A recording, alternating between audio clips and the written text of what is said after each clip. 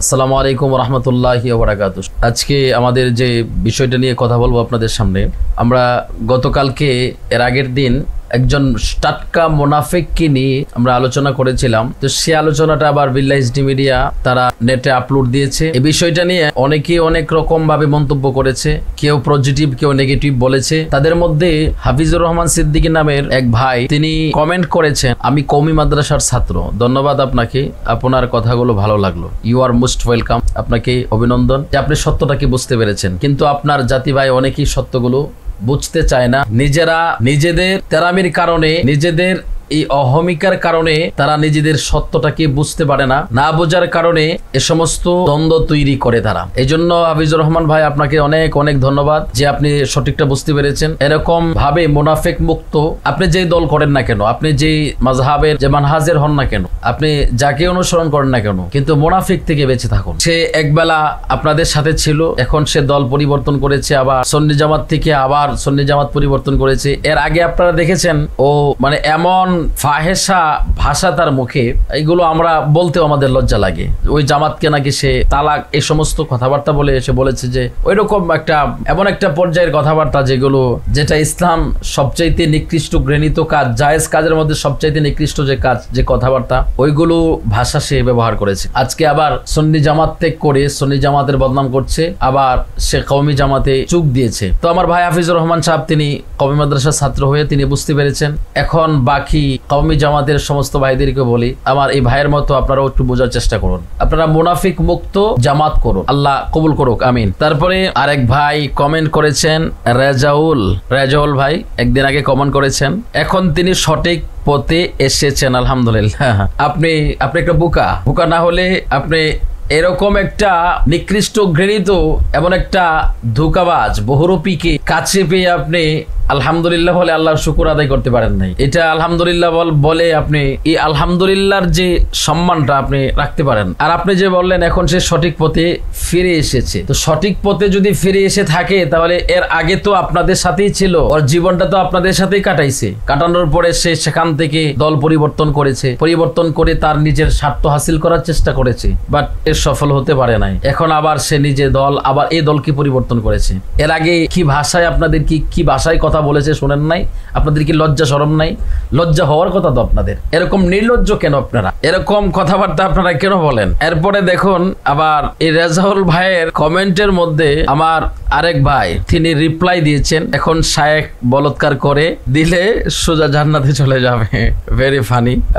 ঠিক আছে, তার জন্য ঠিক আছে, আপনি সুন্দর কমেন্ট করেছেন, আপনি সুন্দর রিপ্লাই দিয়েছেন। আমার প্রিয় ভাইয়েরা, অনেকগুলো কমেন্ট, এতগুলো কমেন্ট আমরা বলতে গেলে ভিডিওটা লম্বা হয়ে যাবে, তো কাজে আমরা এতটা লম্বা করতে পারতেছি না। আমরা এটুকু বলি, যারা নেগেটিভ পজিটিভ কমেন্টগুলো করছেন আপনাদের কি বলি, তারা তার পক্ষে সাফাই করতেছেন। আরেক ভাই লেখছেন যে আপনি মুনাফিক বলার কি, আপনি কি হাদিস পড়েন নাই? হাদিসে মুনাফিকের 3টা আলামতের কথা বলা আছে না? প্রথম আলামতটাই হচ্ছে সে ওয়াদা খেলাফ করবে। আপনারা কি জানেন না? হাদিসগুলো কি আপনারা পড়েন নাই? তাহলে সে মৃত্যুর আগ পর্যন্ত সুন্নি জামাতে থাকবে, কমিটমেন্ট করেছে, ওয়াদা দিয়েছে। এখন সে নিজের স্বার্থের জন্য দল ত্যাগ করেছে, পরিবর্তন করেছে। তাহলে কি এটা কি তার ওয়াদার খেলাফ হয় নাই? শুধু সে ঘরোয়া পরিবেশে তো ওয়াদা করেন নাই, সে তো মিডিয়ার মাধ্যমে, মিডিয়ার সামনে ওয়াদা করেছে, যার কথাগুলো সারা ওয়ার্ল্ডে ছড়িয়ে পড়েছে। ওই রকম একটা ব্যক্তিকে মুনাফিক বলবো না, তে বলবো কাকে বলেন? দ্বিতীয়ত হচ্ছে আপনারা নেগেটিভ যে কমেন্ট গুলো আপনারা করতেছেন, বিশেষ করে মনে হয় এই কমেন্ট গুলো আপনারা কওমি মাদ্রাসার ছাত্র শিক্ষক হবে। আমি আপনাদেরকে তো আগের ভিডিওতেই বলেছি ভাই, কেন একটা বিখাউসটা দুরাচার দুষ্ট লোক যদি আপনাদের কাছে না থাকে, আপনাদের দল কি ডাউন হয়ে যাবে? আর ওকে পেয়ে আপনাদের দলটা কি অনেক উপরে চলে যাবে, উঁচুতে চলে যাবে? তো এরকম একটা মুনাফিককে আপনারা পেয়ে প্রাউড ফিল করছেন কেন? আপনারা কি এর আগে শুনেন নাই আপনাদের কি সমস্ত ভাষায় সে আপনাদের কি কথা বলেছে? আপনাদের বলৎকার গুলো, আপনাদের দুর্নীতি গুলো সে তুলে ধরেছে জায়গায় জায়গায়। তো এই সমস্ত কর্ম যে লোকটা করতে পারে, এ সমস্ত বাজে কথাবার্তা যে লোকটা বলতে পারে, স্বার্থের জন্য সে কওমি মাদ্রাসা থেকে সুন্নি হওয়ার পর সুন্নি জামাতে এসে যে পরিমাণে আপনাদের বদনাম করেছে, কিন্তু সুন্নি জামাত ত্যাগ করে আপনাদের সাথে সাথে যোগ দেওয়ার পরে বদনাম করার মতো তো কিছু নাই, আপনাদের মধ্যে দোষ আছে সেজন্য সে দোষটি তুলে ধরেছে। কিন্তু সুন্নি জামাতের কি দোষ ধরেছে? সুন্নি জামাত দ্বারা মাজার পূজারী, সুন্নি জামাত দ্বারা বেদাতি, এ সমস্ত কথাটি বলতেছে।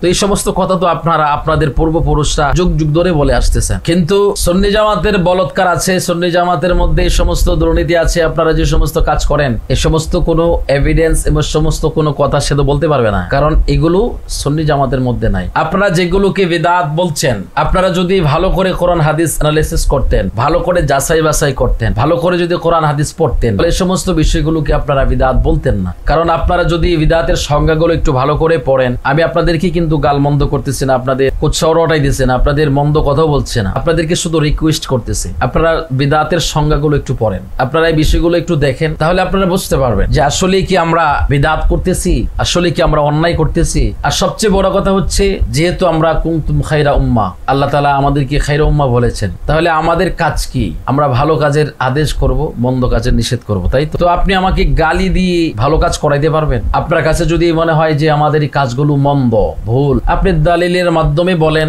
আপনি কোরআন ও হাদিসের রেফারেন্স দিয়ে বলেন যেগুলো সঠিক না, আপনি সঠিক তথ্যটা দিয়ে দেন। যদি আপনাদের সঠিক হয়, আমরা তো 100 বার মেনে নিতে রাজি আছি। কিন্তু আপনারা কোনো কোরআন হাদিসের রেফারেন্স দিচ্ছেন না, নিজেরাও অ্যানালাইসিস করতেছেন না, শুনেছেন আপনাদের বড় হুজুরের কাছ থেকে, শুনেছেন আপনাদের আমির সাহেবের কাছ থেকে, আর সেই কথার উপরে আপনারা লাফালাফি করতেছেন মাঠে ময়দানে। তো প্রিয় ভাইয়েরা, আমি আপনাদেরকে অনুরোধ করে বলি, এ সমস্ত লাফালাফি না করে আপনারা বেদাতের সংজ্ঞাগুলো পড়ুন, আপনারা কোরআন হাদিস ভালো করে অ্যানালাইসিস করুন, তাহলে বুঝতে পারবেন আসলে আমরা বেদাতি না।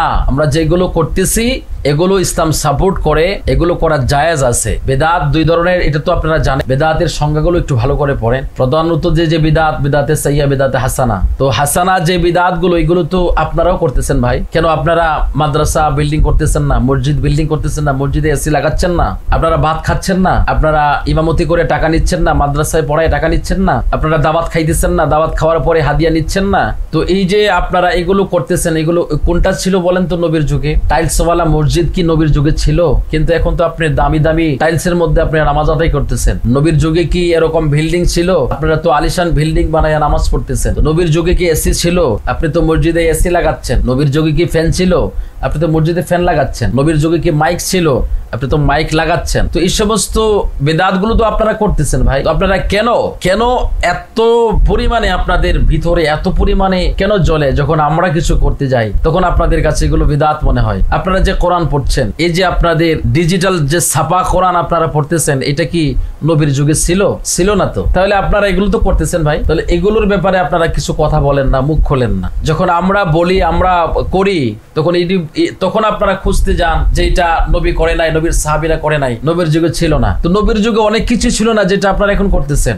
আপনারা রিকশায় চলতেছেন, প্রাইভেট কারে চলতেছেন, আপনারা ট্রেনে চলতেছেন, আপনারা বিমানে চলতেছেন, আপনারা হেলিকপ্টারে চলতেছেন। এই সমস্ত যানবাহন কি নবীর যুগে ছিল না? এখন তো করতেছেন ভাই। তাহলে আপনারা এখন বলতে পারেন যে যেগুলো শরীয়তের আওতায় পড়ে না, তো শরীয়তের আওতায় পড়ে না কি? আপনি কি বুঝাইতে চাইবেন? আপনি কি বুঝাচ্ছেন? আপনি কোনটা বোঝাইতে চাইতেছেন? আপনি যেটা বোঝাইতে চাইতেছেন আমলের ব্যাপারে, ইবাদতের মধ্যে, তাহলে আপনি তো ইবাদতের মধ্যে ফ্যান যোগ করলেন, ইবাদতের মধ্যে এসি যোগ করলেন, এগুলো করতেছেন তো। তো আমরা শুধু প্রিয় নবীকে দাঁড়িয়ে সালাম দিলে এগুলো বিদআত হয়ে যায়। আমরা মাজার শরীফে যাই, আল্লাহর ওলির দরবারে কোরআন তিলাওয়াত করে, দুরূদ শরীফ হাদিয়া, ইস্তেগফার হাদিয়া, আমরা আল্লাহর ওলির দরবারে হাদিয়া পেশ করে, ওলির উসিলায় আল্লাহ পাকের দরবারে আমরা কিছু প্রার্থনা করি, এগুলো আপনারা বিদআত বলছেন। কই আপনি দেখান তো দেখি। আমরা বিশেষ করে আহলে সুন্নাত ওয়াল জামাতের বন্ডদের সাথে কিন্তু আহলে সুন্নাত ওয়াল জামাতের কোনো সম্পর্ক নাই। আপনি দেখুন, প্রত্যেকটা মাজারে লেখা আছে সেজদা করা নিষেধ। তো আমরা তো মাজারে যায় সেজদা করি না, মাজারওয়ালাকে আমরা আল্লাহ মনে করি না। তাহলে আমরা মুশরিক হবে কেন? আমরা মুশরিকের কি কাজটা করি? বরং